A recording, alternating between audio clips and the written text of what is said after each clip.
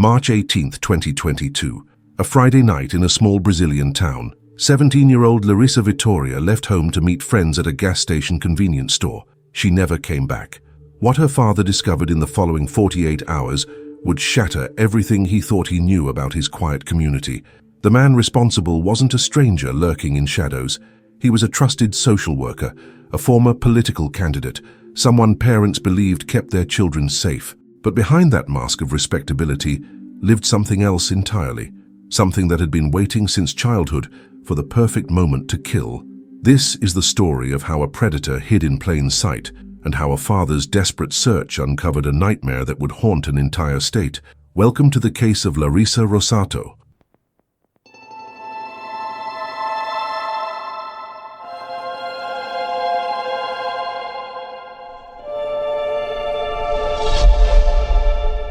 Carlos Aparecido. Rossato knew something was wrong the moment midnight passed.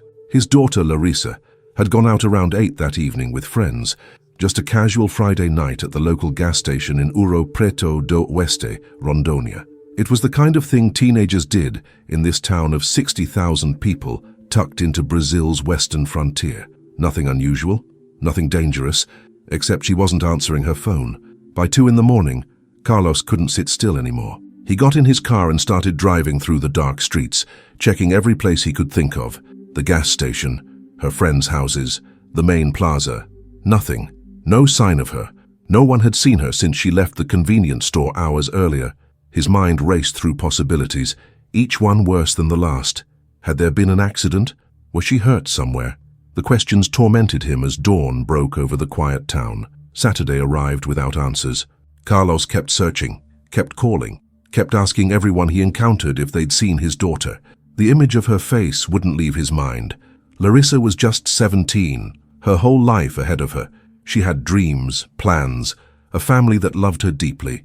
One of her sisters was autistic and looked up to Larissa as her protector and friend. The thought of telling his family that he couldn't find her was unbearable. But as the day wore on and hope began to fade, he knew he needed help. That evening, Carlos finally went to the police. He filed an official missing person report, providing them with everything he knew. The officers assured him they would do everything possible, that these cases often resolved themselves within hours. Young people sometimes lost track of time, they said. They'd probably have good news soon. Carlos wanted to believe them. He desperately needed to believe them. But something in his gut told him this was different. Something terrible had happened to his little girl. The police moved quickly.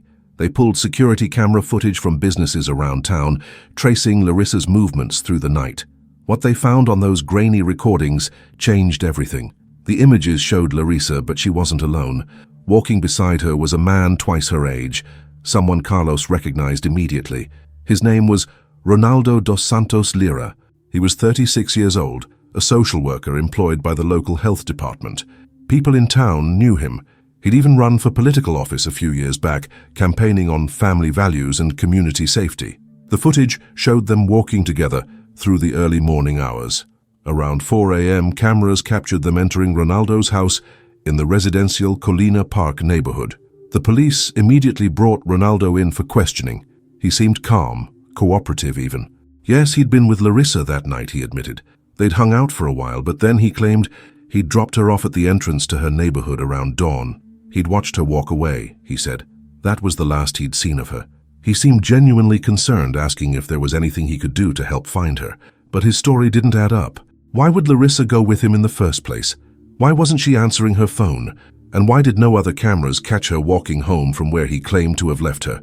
The investigators knew they were being lied to, but they didn't have enough evidence yet to make an arrest. They needed to be smart about this. If Ronaldo was involved in Larissa's disappearance, moving too fast could let him destroy evidence or flee. So they did something that required incredible patience and discipline. They let him go and watched him instead. All day Sunday, plainclothes officers monitored Ronaldo's every move. He went about his day with unsettling normalcy. He ran errands, talked to neighbors, acted like nothing was wrong. But something was wrong. The officers noticed unusual activity around his property. There was a mattress that looked like it had been burned, a small fire pit constructed with bricks in the backyard, fresh dirt that appeared to have been recently disturbed. The pieces were coming together, forming a picture too horrifying to fully comprehend. but they needed to be certain. That night, while Ronaldo visited his mother's house, the police made their move. They obtained permission to search his property and focused on that area of disturbed earth in the backyard. As they carefully excavated the shallow grave, their worst fears were confirmed. Wrapped in a blanket, buried beneath just inches of soil, they found Larissa's body. The search was over. Now the hunt for justice began. At 11 p.m. on Sunday, March 20th, officers arrived at the house where Ronaldo was visiting. They placed him under arrest for the murder of Laryssa Victória Rossato. If he was surprised, he didn't show it. He'd been expecting them. What he couldn't have expected was what would happen next. What would come spilling out of him once the weight of evidence became undeniable. Confessions that would reveal this wasn't just a murder. It was the fulfillment of a fantasy he'd been nurturing for more than 2 decades. Ronaldo dos Santos Lira was exactly the kind of person parents trusted. In a small town like Ouro Preto do Oeste, reputation meant everything, and his seemed impeccable. He worked as a social worker, a profession built on helping vulnerable people navigate life's challenges. He'd managed a basic health unit starting in 2020, overseeing care for families who depended on public services. Before that, he dipped his toes into politics, running for city council in 2016 and for state representative in 2018. Neither campaign succeeded, but he'd made enough connections to stay visible in the community. People knew his face, they knew his name. Some even called him by his nickname, Fronteira, a reference to his time living near the border. On paper, Ronaldo looked like a pillar of the community. He was involved with the youth division of the Social Democratic Party, presenting himself as someone invested in the next generation's future. He spoke the language of public service, of making a difference, of protecting the most vulnerable. It was a perfect disguise, because while Ronaldo projected this image of trustworthiness and civic responsibility, something completely different existed beneath the surface. Something dark and patient and utterly remorseless. The truth was, Ronaldo had been carrying violent fantasies since childhood. He would later confess that the desire to kill had been with him for as long as he could remember. Growing up in Foz do Iguaçu, a city on Brazil's southern border with Paraguay and Argentina, he'd been exposed to violence early.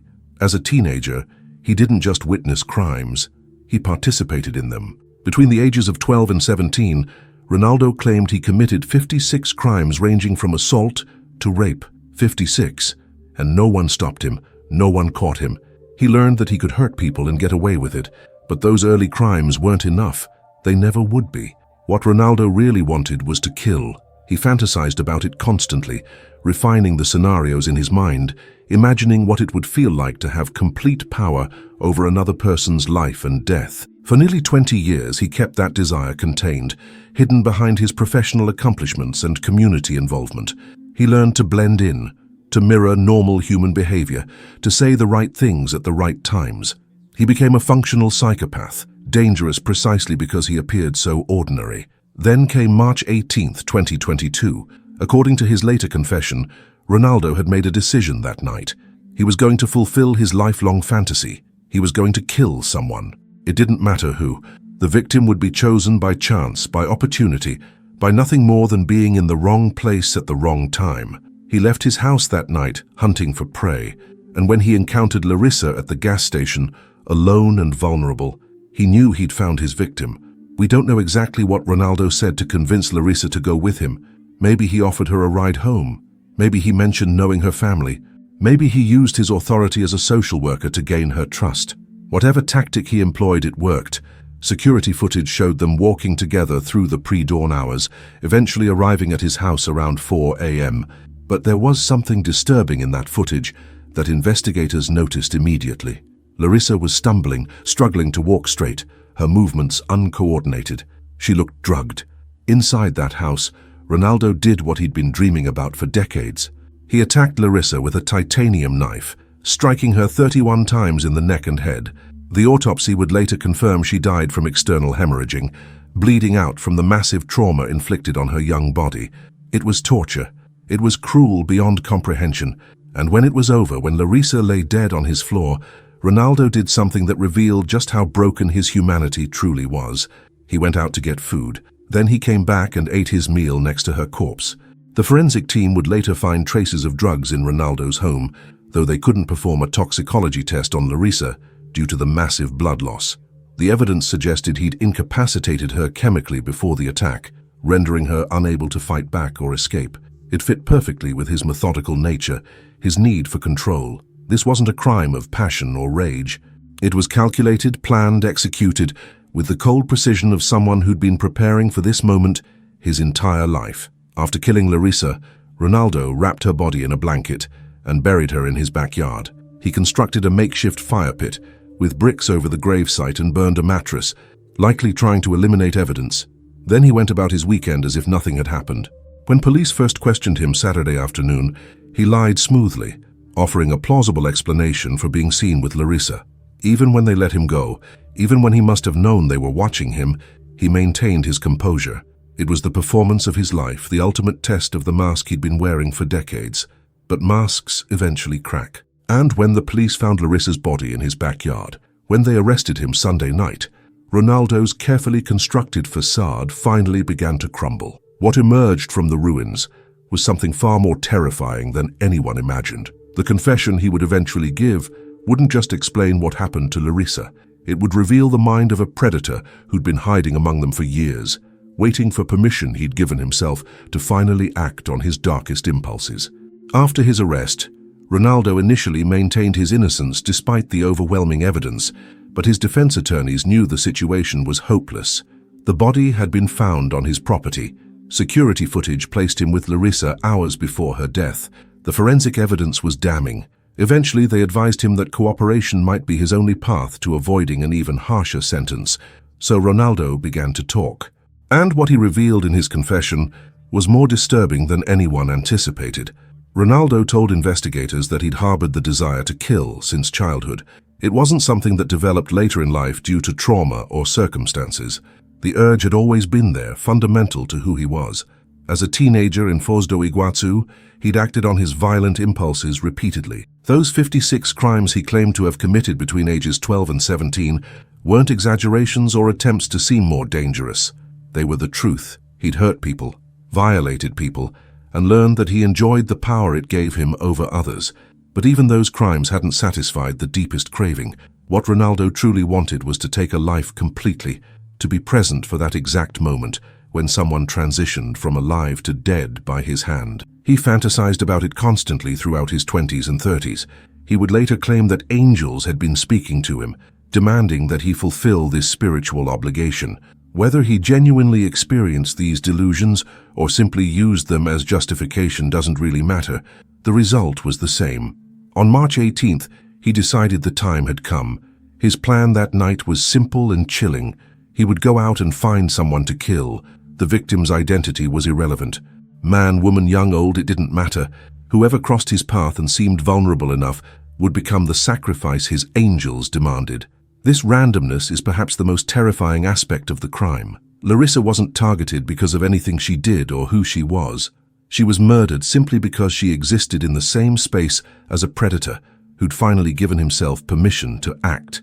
When Ronaldo encountered Larissa that Friday night, he saw his opportunity. We'll never know exactly how he convinced her to trust him, but his position as a social worker and his familiar face in the community likely played a role. Teenagers in small towns are taught to trust authority figures, especially those involved in healthcare and social services. Ronaldo understood this implicitly.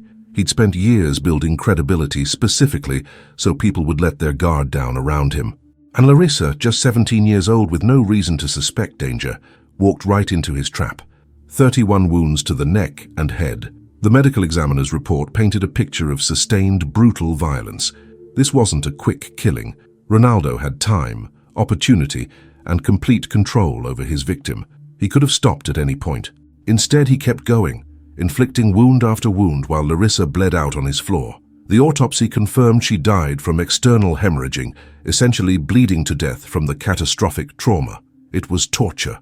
It was murder in its most cruel and depraved form.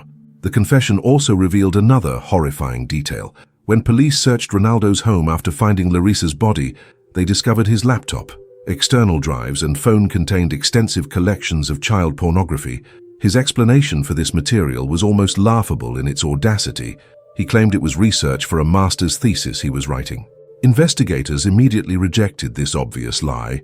The possession of this material suggested Ronaldo's predatory interests extended beyond murder. It painted a picture of someone whose deviant sexuality had progressed over time, escalating from viewing illegal content to committing rape and ultimately murder. Throughout his confession, Ronaldo maintained a disturbing calmness. He described his actions matter-of-factly, as if discussing something mundane rather than the torture and murder of a teenager. He showed no remorse for Larissa's death, no empathy for her family's suffering, no acknowledgement that what he'd done was fundamentally wrong. Instead, he framed it as something he'd been compelled to do, an obligation placed on him by spiritual forces beyond his control. It was the reasoning of someone completely disconnected from normal human morality. The mask had fallen away, revealing the monster underneath. The investigation that followed Ronaldo's confession was thorough and meticulous. Detectives recovered the murder weapon, a titanium knife, from the septic tank at Ronaldo's property, using magnets to locate the metal in the waste. This physical evidence corroborated his confession and provided forensic confirmation of the attack. The blade matched the wound patterns documented in Larissa's autopsy. Everything fit together into an undeniable narrative of premeditated murder, rape, torture, and attempted cover-up. As news of the crime spread through Ouro Preto do Oeste, the community reacted with shock and horror. People couldn't reconcile the man they thought they knew with the monster who'd murdered a teenage girl in such a brutal fashion. Parents felt betrayed. How many of their children had interacted with Ronaldo in his capacity as a social worker? How many vulnerable families had he visited in their homes? The thought that a predator had been operating freely among them, hiding behind credentials and community involvement, was terrifying. When Ronaldo's involvement became clear, Carlos confronted him publicly before the arrest, demanding to know where Larissa was. After her body was found, and the full horror of what had happened became known, Carlos channeled his grief into ensuring everyone knew the truth. He shared information on social media, kept pressure on authorities to prosecute aggressively, and became his daughter's voice in a system that often fails victims. But seeking justice came at a terrible cost for the family. Larissa's mother, Luciana, began receiving anonymous threats after she petitioned the court to freeze Ronaldo's assets. Someone, perhaps connected to Ronaldo or sympathetic to him, was trying to intimidate the family into backing down. The threats became serious enough that Luciana felt forced to leave Rondonia entirely for her safety. One of Larissa's sisters, who was autistic and had been especially close to Larissa, suffered severe emotional trauma. The family was being victimized all over again, punished for demanding accountability. The legal proceedings moved forward despite these obstacles. Prosecutors charged Ronaldo with multiple crimes: feminicide, the murder of a woman due to her gender, rape, concealment of a corpse, procedural fraud, and possession of child pornography. The last charge was eventually separated into a different proceeding, but the others moved forward together. In March 2023, a full year after Larissa's death, forensic experts officially confirmed that she had been sexually assaulted before being murdered. The evidence of rape had been there from the beginning, but bureaucratic delays meant official confirmation took months. Because of concerns about impartiality, the trial was moved from Ouro Preto do Oeste to Ji-Paraná, a larger city about 70 miles away.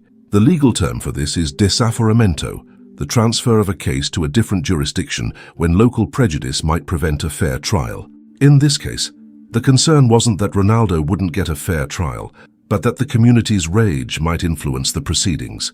The court wanted to ensure everything was done properly, so the conviction couldn't be overturned on appeal. On October 19, 2023, 19 months after Larissa's murder, Ronaldo finally faced justice. The trial was held at the first criminal court in Ji-Paraná, presided over by Judge Valdecir Ramos. Prosecutor Pedro Wagner Almeida Pereira presented the case for the state, assisted by attorney Marcelo Martini representing the victim's family. Ronaldo was defended by attorneys Oda José Angela Coimbra and Enzo Bicanho, who faced the nearly impossible task of defending a client who'd confessed to torture, rape, and murder. The evidence presented was overwhelming. Security footage showing Larissa impaired and with Ronaldo in the early morning hours, the discovery of her body buried in his backyard, the murder weapon recovered from his property, his own confession detailing not just this crime, but a lifetime of violent fantasies and acts, the child pornography found on his devices, the forensic confirmation of sexual assault, witness testimony about his suspicious behavior in the hours after the murder. There was no real defense possible against such comprehensive evidence. The only question was what sentence he would receive. The jury convicted Ronaldo on all counts. Judge Ramos sentenced him to 34 years in prison, 1 year of detention, and 22 days' worth of fines. The sentence reflected the heinous nature of the crimes: feminicide committed with torture and cruel means, rape, concealment of a corpse, and procedural fraud. Under Brazilian law, which doesn't have life sentences, this was close to the maximum punishment possible. Ronaldo would serve his time at the detention center in Ouro Preto do Oeste, the same town where he'd murdered Larissa. His defense attorneys acknowledged the trial had been fair, but said they would evaluate whether to appeal. Professional consequences followed as well. The Regional Council of Social Work for Rondônia issued a public statement repudiating Ronaldo's actions and expressing solidarity with Larissa's family. The organization made clear that his crimes betrayed everything the social work profession stands for. He would never work in that capacity again. His political aspirations were finished. His reputation, the mask he'd worn for so long, was permanently destroyed. The only legacy he would leave was one of horror and pain. For Carlos Rossato and his family, the conviction brought a measure of justice, but no real closure. Larissa was still gone. The case of Laryssa Victória Pereira Rossato is a stark reminder that monsters don't always look like what we expect. They don't wear signs announcing their intentions. Sometimes they hide behind respectable jobs, community involvement, and familiar faces. Ronaldo dos Santos Lira was trusted precisely because he occupied a position meant to protect vulnerable people. He weaponized that trust to commit one of the most brutal crimes in Rondônia's recent history. What happened to Larissa wasn't random bad luck. It was the predictable outcome of a system that failed to identify a dangerous predator operating in plain sight. Ronaldo himself admitted to committing 56 crimes before turning 18. That's 56 opportunities for intervention that never came. He spent decades fantasizing about murder, and no one noticed the warning signs. He possessed child pornography, and no one caught him until after he'd killed. The tragedy isn't just what happened that night in March. It's all the years of escalating behavior that went unchecked, leading inevitably to Larissa's death. Her story matters because it exposes uncomfortable truths about how predators operate and how communities fail to protect their most vulnerable members. If this case makes you angry, good. Channel that anger into awareness. Pay attention to the people around you. Trust your instincts when something feels wrong. Support victims and their families when they seek justice. And remember Larissa's name. She deserves to be more than a statistic, more than another tragedy we scroll past. She was 17 years old with her whole life ahead of her, and that life was stolen by someone who should never have had the opportunity. If this case affected you, please share this video so others can learn Larissa's story. Subscribe to the channel for more deep dives into cases that need to be told. And let me know in the comments what case you'd like covered next. Justice for victims starts with remembering their names and refusing to let their stories be forgotten. Thank you for watching. Você é preguiçoso. Preguiçosa é você, você me respeita.